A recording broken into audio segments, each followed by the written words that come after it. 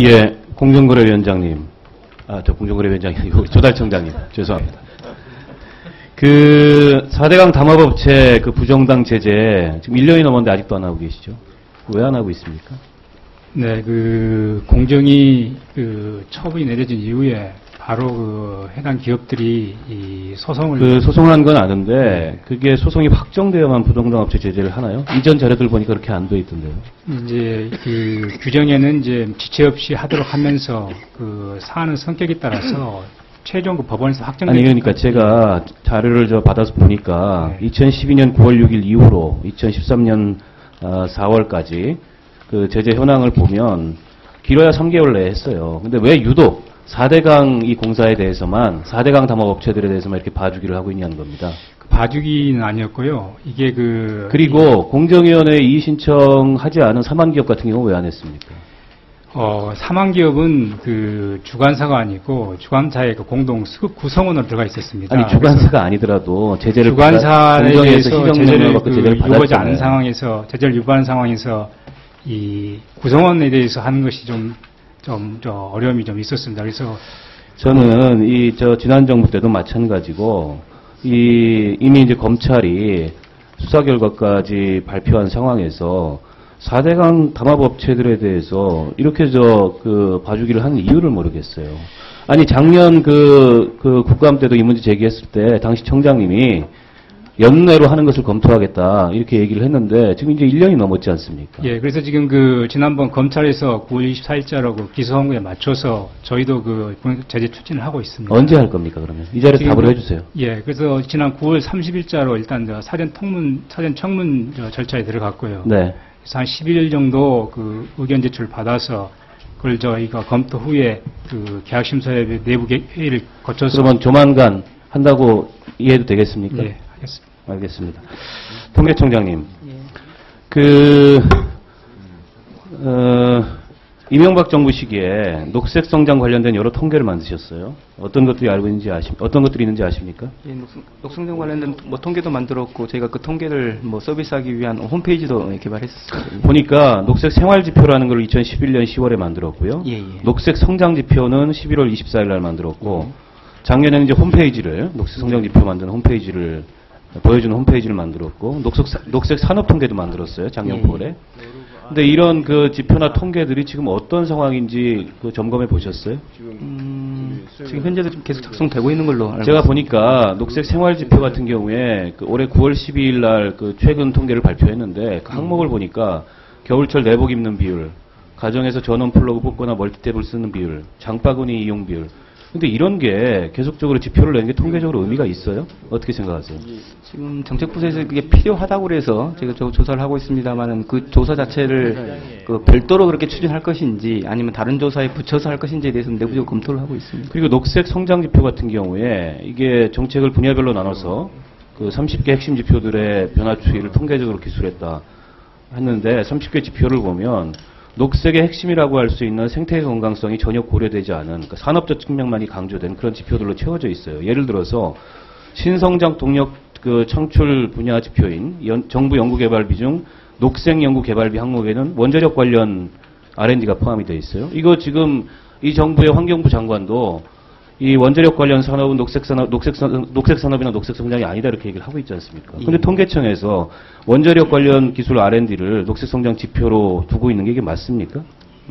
지금 아까 의원께서 말씀하신 녹색 생활지표 조사에 대해서는 저희 통계청에서 어느 정도 앞으로 조정할 어떤 계획을 가지고 있습니다만은 지금 정부 조직이 바뀌어서 녹색 성장 파트에 있어서는 파트너가 아직 확당한 확정적인 입장을 표명하고 있지 않기 때문에 아직 조정 과정이 있다. 그리고 이거 홈페이지 만들어서 활용을 하시는데 작년 결산서를 보니까 돈이 꽤 들었습니다. 한 7,800만 원 이렇게 든 걸로 나왔는데 이게 홈페이지 오픈 첫 해에는 게시물이 44개가 올라왔는데 정권 바뀐 뒤로는 지금 1개밖에 안 올라왔어요. 사실상 이 홈페이지 활용 안 되는 거 아니에요? 홈페이지 내용 자체는 상당히 많이 보고 있는 걸로 알고 있고요. 아까 방금 의원님께서 말씀하신 대로 그 내용 자체를 앞으로 어떤 방향으로 끌고 나갈 것인지에 대해서 우리 정부 부처하고 좀 더 협의를 하겠습니다. 그리고 녹색 산업 통계 같은 경우에 2010년 기준 산업별 녹색 생산물이 92조 5천억 원에 달한다 이렇게 나와 있는데 여기도 마찬가지로 논란이 많은 원자력 산업까지 녹색 산업으로 분류돼서 7조 4천억 원을 녹색 생산물로 이렇게 포함을 했어요.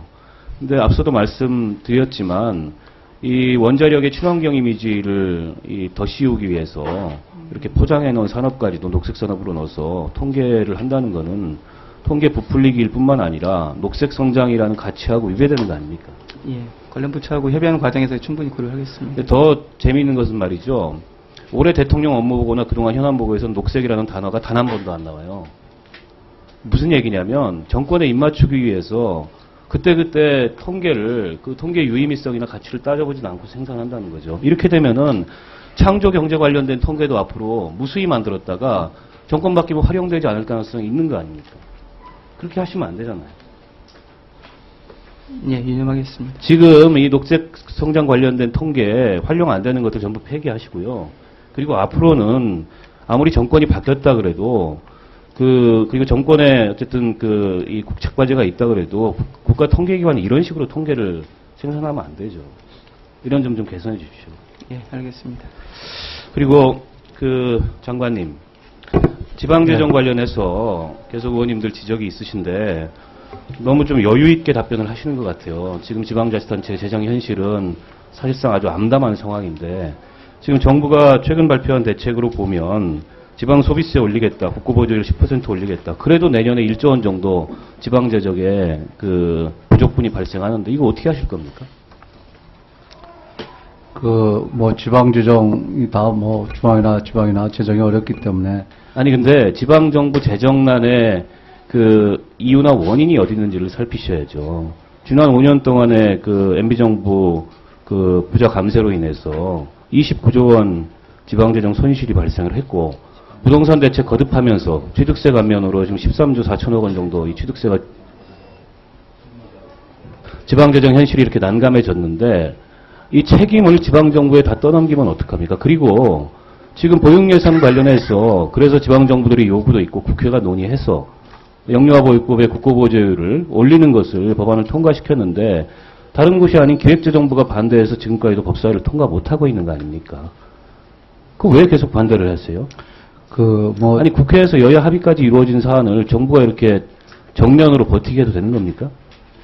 그러니까 보육에 대한 실질적인 지원에 있어서 지원을 하는 게 맞지 않겠습니까? 아니, 그러니까 그 실질적인 지원이 실질적인 뭐냐고요? 지원은 저희가 볼 때는 10% 인상을 하면 저희 근데 당사자인 지방자치단체들이 그렇지 않다고 하소연을 하고 있지 않습니까? 자, 그럼 두 가지. 근데 자꾸 개별법에 이렇게 보조율을 넣는 게 적절치 않고, 그리고 이렇게 의무지출을 법에다 박아 놓는 게 재정 경직성을 높인다 이런 말씀을 하시는데, 제가 기재부가 자기 계략을 가지고 계속 강력하게 하는 것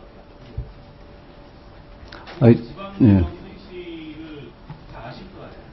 이 현실에서 보면은 지금 기재부가 얘기하고 계시는, 제시하고 계시는 것이 상당히 이 문제에 대해서는 지금 근본적으로 재검토를 해봐요. 그래서 다른 틀을 제시해야지 이대로 가면 지방자치단체들의 재정이 실효가능하지 않습니다. 이 두 가지라고 보는데요. 지방 재정이 어렵다는 거에 대해서 부인할 수는 아무도 없습니다. 그러면 그걸 어떠한 방법을 하느냐가 있지 않겠습니까? 그럼 마찬가지로 저희가 긴박한 수요에 대해서 예를 들어서 취득세 인하라든지 영유아 보육은 중앙정부에서 최대한 지원을 해드리고, 또 하나 중요한 것은 중앙도 어려울 때는 세출구조 조정을 하거든요. 그럼 지방도 마찬가지로 그게 여유가 있으면 모르겠지만 어려울 때는 나름대로 우선순위가 어디 있는데 세출을 저는 해야 된다고 봅니다. 그것을 지금 안행부에서 지금 그런 것을 받고 있는데요. 지방자치단체가 재량을 갖고 집행할 수 있는 그런 규모가 얼마 안 된다는 걸 정말인지 아시죠? 대부분 이게 국고보조 사업이나 인건비나 이게 다 예정되어 있는 작품이 아니라 지자체장이 재량을 갖고 있는 건 얼마나 됩니까? 박 의원님 더 잘 아시겠지만, 그런 언론 보도 많은 지적도 있지 않습니까? 무슨 행사 경비라든지 이런 거 많이 지적하고 있지 않습니까? 그러니까 저희는 중앙정부도 똑같습니다. 그런 지적을 받는 거에 대해서 저희는 내년 같은 경우는 고위공무원 인건비도 동결하고 또 이런 업무 추진비도 마찬가지로 동결을 한다든지 이런 그 어떤 의미에서 세출 구조 조정을 합니다. 지방이 하지 않고 있다는 것이 아니라 그런 노력도 좀 더 병행을 해서 같이 풀어가는 노력을 해야 되지 않겠느냐 그런 취지에서 말씀을 드린 겁니다. 예.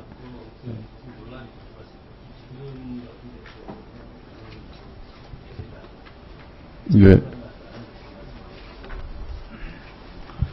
예. 박한수님 수고하셨습니다. 다음에는 김재현님 질의해 주십시오.